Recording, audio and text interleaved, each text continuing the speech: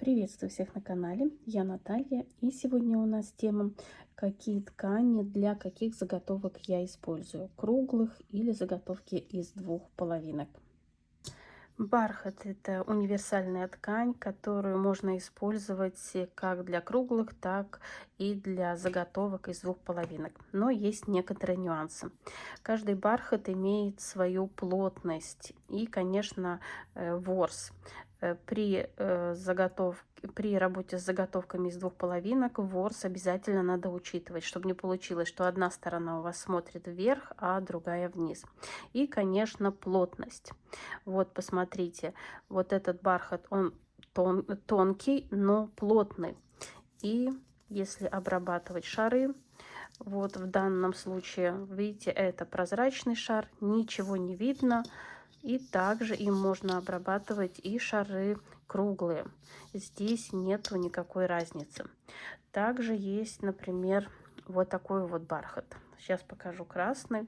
Вот вы видите, здесь он такой тоненький, а здесь он поплотнее. И чем мне нравится вот этот бархат плотный, тем, что он тянется во все стороны одинаково. С ним очень легко работать. Вот я натягиваю, ничего не просвечивается. Здесь можно работать и с одной заготовкой, и с другой. Разницы большой нету. И как выглядят заготовки, обработанные бархатом. Вот здесь у меня заготовки из двух половинок, и этот же бархат на круглой заготовке.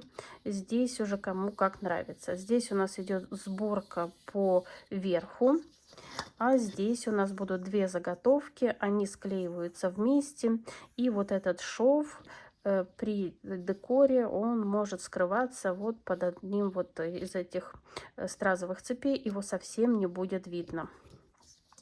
Эти шары, чем хороши круглые шары? Скажу плюсы и минусы. Круглые шары хорошо тем, что здесь не надо ориентироваться на вот этот вот шов, и как бы можно делать любой декор. Если делать декор вот с этими заготовками, например, горизонтальный, то здесь уже надо думать или отрезать вот эти вешалочки и вот так тут делать новую вешалку и вот это скрывать, или думать что-то другое, или у вас будут кружева здесь все скрывать. В этом случае вот вы обтянули заготовку, и в этом случае можно делать горизонтальный декор, здесь никаких проблем нету. Вот вы видите вот эту игрушку, здесь у меня собран бархат весь к макушке. Но эти же игрушки можно делать и из заготовок из двух половинок. На моем канале много уроков, где я раньше показывала, как обтягивать из двух половинок. И многие сказали, что я уже не делаю игрушки из бархата. Совсем скоро вернусь, будем делать и покажу новые идеи. И меня спрашивали, где взять такой бархат. Этот бархат я взяла у Виктории. У нее много разных оттенков. Ссылку на ее телеграм-канал оставлю. Там можно будет найти ее WhatsApp номер. И вот несколько заготовок из бархата разного цвета. Как вы видите, здесь есть складочки, но при декоре их не совсем видно. Как бы не очень обращают на это внимание.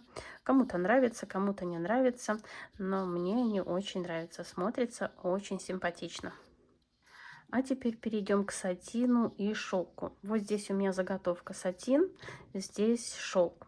В этом случае можно также использовать и заготовку из двух половинок прозрачную, и белую заготовку, так как большой разницы здесь не видно, ничего не просвечивается. Как бы в зависимости от того, что вы хотите сделать, можно использовать и ту, и другую. Немного просвечивается вот этот шов при склейке, но его можно задекорировать. Вот эти заготовки круглые, которые тут практически ничего не видно. Поэтому в зависимости от того, что вы хотите делать и какой у вас декор будет, вы используете или одну, или вторую заготовку. Конечно же, заготовки из двух половинок склеиваются, потому что половинки ткань, конечно, можно натянуть. Я показывала, как это делать, но все же остаются маленькие вот такие складочки, и их можно скрыть. Но зачем мучиться, если можно сделать другой вариант? И вот тоже вот эти складочки, при декоре их не будет видно. Также все эти материалы можно приобрести у Виктории. Оставлю ссылку. Я очень много у нее сейчас беру. Появились новые материалы. И поэтому буду работать и показывать вам свои работы. И вот немного сатин тоже. Ничего не просвечивается как на одной заготовке, так и на другой. Поэтому использовать можно как одну, так и другую заготовку. В зависимости, что у вас есть и что вы хотите сделать. А теперь перейдем к более красивым материалам. Вот одна из тканей, которой я работаю в последнее время. Название не знаю, купила во Франции случайно в одном из магазинов. Ткань полупрозрачная, очень тонкая. И вот в этом случае очень важно, какую заготовку вы будете работать. Вот у меня есть уже синий цвет обтянут. И здесь заготовка, ткань просвечивается, и прозрачная заготовка, и на елочке они очень красиво смотрятся, видны все гирлянды. Вот сейчас я вам покажу разницу. Вот вы видите, не знаю, передает или нет, но вот тут видно, что просвечивается. И вот эта заготовка, она просто белая, конечно, разница сразу видна. Не знаю, передает ли камера, но мне очень хорошо видно. Поэтому в данном случае, если ткань просвечивается, то лучше использовать, конечно, прозрачные заготовки. Также я показывала вот эту ткань. Здесь уже однозначно. Вот посмотрите, белое, оно просто просвечивается и смотрится никак. А если брать прозрачную заготовку, сразу появляется такая легкость и красота. Что касается ткани с пайетками, она есть разных цветов, пайетки больше, меньше. Здесь, конечно, однозначно прозрачные. Вот прямо сейчас возьму две заготовки. Вот на одной она просто смотрится белая, и другая. Тоже не знаю, передает камера или нет. Вот здесь более так воздушно смотрится, потому что ткань еще чуть-чуть натянется и будет немного просвечиваться. Я, конечно, рекомендую прозрачные в этом случае. Вот такая красивая тоже ткань. Это я уже здесь купила в Америке, в магазине ткани. Очень красивая, тонкая и красиво ложится. Вот сразу обверну и одну заготовку, и другую. Конечно, вот здесь видно белый цвет, а здесь он более прозрачный. В этом случае вот этот шар. Что касается вот такой ткани, это органза. У меня есть в золоте и в серебре. Здесь, конечно, также однозначно прозрачный шар. Она тонкая, хорошо просвечивается. Не слишком, но все же вот видно. Если брать белую, то просто будет как бы белая, без вот этой легкости красивой. Тонкая, хорошая для работы. Также буду показывать урок по ней. И забыла сказать, что ткань совсем не тянется, если только под 45 градусов чуть-чуть. Поэтому буду показывать урок, как ее укладывать. Здесь складочки, когда будем укладывать на заготовки, их надо сразу укладывать, потому что потом уже их слишком не утянуть, только чуть-чуть. Что касается вот этой ткани, как я говорю, тонкая кожа. Тут действительно вот такие ячейки интересные. Также однозначно просвечивается немного, а однозначно будем использовать прозрачные заготовки. Также будут дополнения по этому уроку. Я имею в виду, что будет основной комплект и дополнение будет именно вот в этом цвете. Обязательно покажу. Так что с легкими тканями выигрывает шар прозрачный. Ткань с пайетками. Вот здесь можно заметить, что она все же просвечивается. Она на тонком фатине. Поэтому в данном случае, вот вы видите, если я возьму белый шар, то вот это белое просвечивается, не очень хорошо смотрится. А прозрачный шар, вот он прямо воздушный, красивый. Так что в этом случае также мы используем прозрачные шары. И теперь немного воздушности и красоты. Как вы поняли, в данном случае, если ткань вот такая прозрачная, красивая и еще немного декора, то здесь, конечно, прозрачный. Исключение есть только в том случае, когда вы украшаете, например, сверху. Это не полный декор, вот. Поэтому вы обтягиваете любую заготовку, которую вам надо, или круглую, вот эту или вот эту, и тогда уже делаете отдельно декор.